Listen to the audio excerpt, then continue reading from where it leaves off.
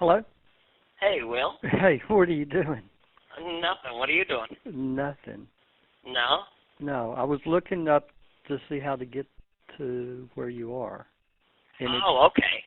it's given somewhere like Murphy. I don't even know where Murphy, Texas is. Oh, okay. I live like right on the border between Murphy and Plano. Oh, okay. You know where Plano is? I do. Yeah. Sometimes the mail comes to Plano, sometimes it comes to Murphy. Depends on who's sending it. Oh, okay. So did you walk the dogs? I did. Gotta keep them walked, fed, and hydrated. That's my job. You know? Well, as long as you're doing that, they can't complain. Don't lose them. No, absolutely not. Absolutely not. So what's going on with you? Not anything. What are you doing? Nothing. Just sitting around, pretty bored. I'm sorry. Well, are you going to come over? Is it okay? Yeah. Are you sure? Totally. 100%. The television conversation that you just listened to was that of one Louis William Conrad Jr., at the time an assistant district attorney for Rockwall County while living in Terrell, Texas. Little did he know at the time that he was being recorded in concert with a sting operation being conducted by the Murphy, Texas Police Department in association with the NBC television program To Catch a Predator. Of course, To Catch a Predator being a program where sting operations are conducted by a group called Perverted Justice, and where they use adult decoys that pose as underage children online in hopes of luring mostly all adult men to a house where they think they are going to show up and have sex with an underage minor. Little do they know or realize that the decoy house is wired with hidden cameras and at least a dozen police or sheriff's deputies waiting to pounce on the unsuspecting pervert or creep. According to the logs of the group Perverted Justice, Conrad was online posing as a 19-year-old university student. He had engaged in sexually charged online chats with a person using the alias Luke, who claimed to be 13 years of age. Conrad solicited pictures of Luke's penis and sent him photos purporting to be of himself. After about 2 weeks of these exchanges, Perverted Justice and NBC brought in an actor to play Luke over the phone. For unknown reasons, Conrad stopped responding to phone calls and instant messages. It was then that the police decided to bring the operation to Conrad's home in Terrell. According to Perverted Justice members, content from Conrad's MySpace page began to disappear, leading them to believe that Conrad was covering up his tracks. This played a part in the decision of the authorities to pursue a warrant for Conrad's arrest. Under Texas law, individuals may be charged with committing a crime if they participate in sexually explicit chats with persons identifying themselves as children. The official participants in the sting included Murphy Police and the Terrell Police Department, including Terrell SWAT team.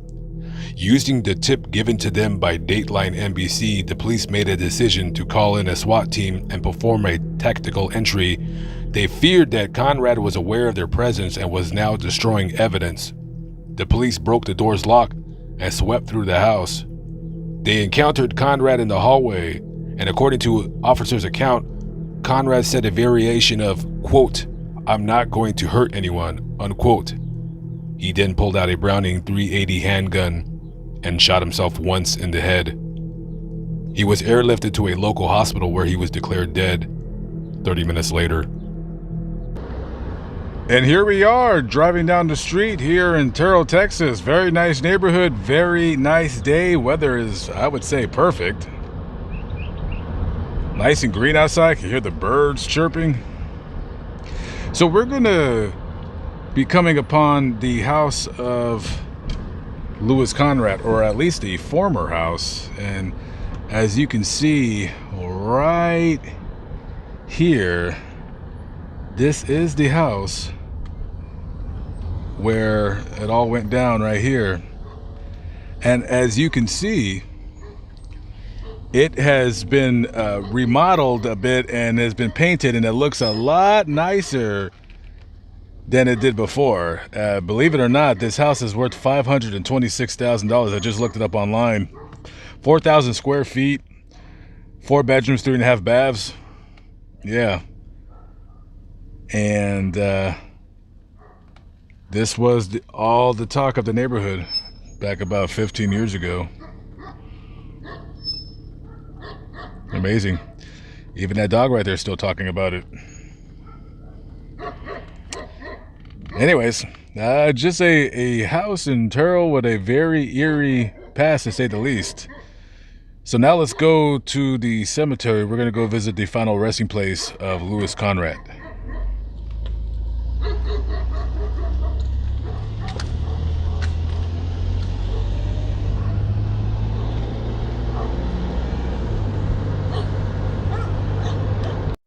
And here we are at the Oakland Cemetery, and what a difference a day makes. A rainy, dreary day here in Terrell. One pervert grave coming up this as I'm walking. Quick side note to this story. So William's sister Patricia sued the show, saying that pretty much they caused his death. They caused him to pull out a gun and pull the trigger. She actually settled out of court with him, and he is the reason why the show is no longer on TV. And all of those guys, they caught over 24 perverts during that sting at the Murphy house, and the prosecutor did not file any charges on them whatsoever. So every single guy from that episode, none of them had anything done upon them. They all walked away scot-free. This is the grave of one Louis William Bill Conrad. I cleaned his grave a little bit just so you guys can see his name a little bit better. I wouldn't have done it though, you know.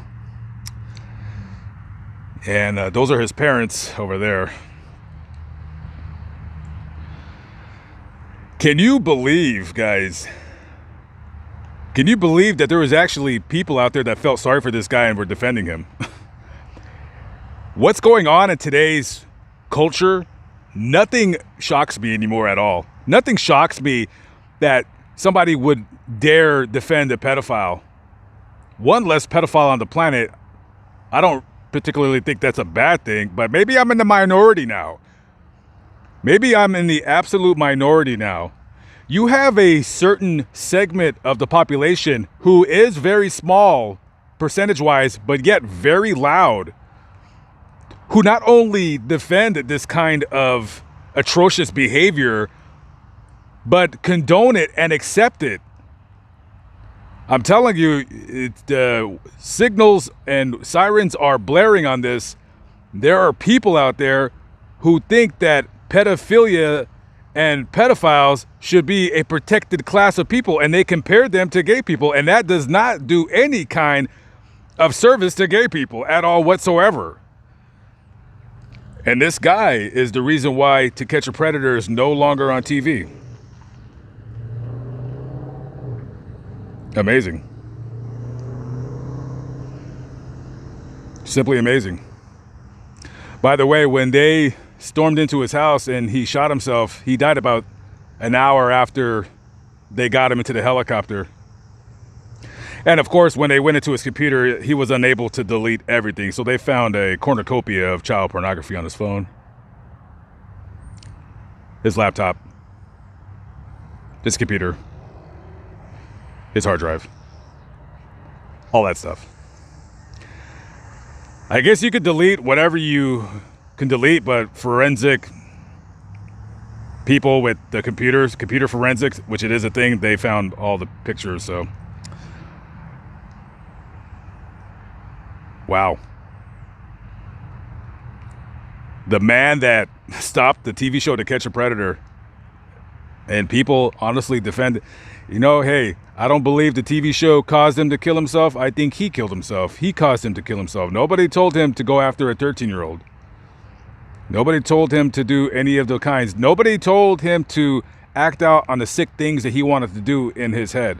And guys, let's not forget, this isn't a gay or straight issue. This is a child predator issue. One side note, and this is an interesting side note to this story. The lead prosecutor of Collin County said that if he would have not shot himself and it would have gone to trial, it probably would have got thrown out because of the clerical errors on the warrant. It was the wrong county and service of which they wanted, and it was the wrong date on the warrant.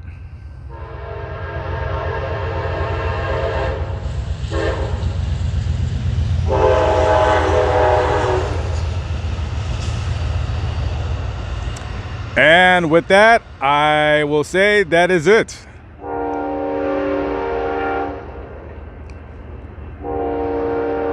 I'll catch up with you guys later. I'm out of here.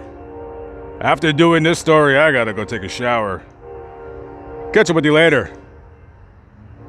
Oh, and by the way, if you're thinking about buying a home in Collin County, it's a very, very nice area, but the taxes on housing is astronomical. Think twice before buying a house out here. Just my personal opinion. All right, guys, I gotta go. Peace out.